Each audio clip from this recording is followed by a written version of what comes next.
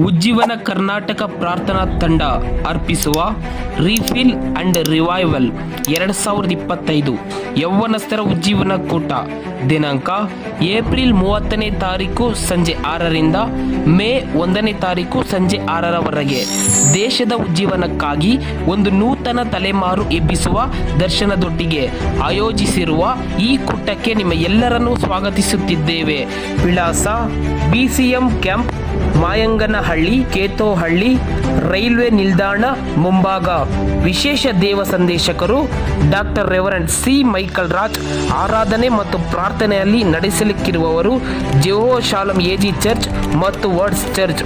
ಪ್ರೀತಿಯಿಂದ ಎಲ್ಲ ಕರ್ನಾಟಕ ರಾಜ್ಯದಾದ್ಯಂತ ಇರುವ ಯೌವನಸ್ಥರ ಈ ವಿಶೇಷ ಕೂಟಕ್ಕೆ ಸ್ವಾಗತಿಸುತ್ತಿದ್ದೇವೆ. ದೇವರು ಮಹತ್ತಾದ ಕಾರ್ಯಗಳನ್ನು ನಡೆಸಲಿಕ್ಕಿದ್ದಾರೆ.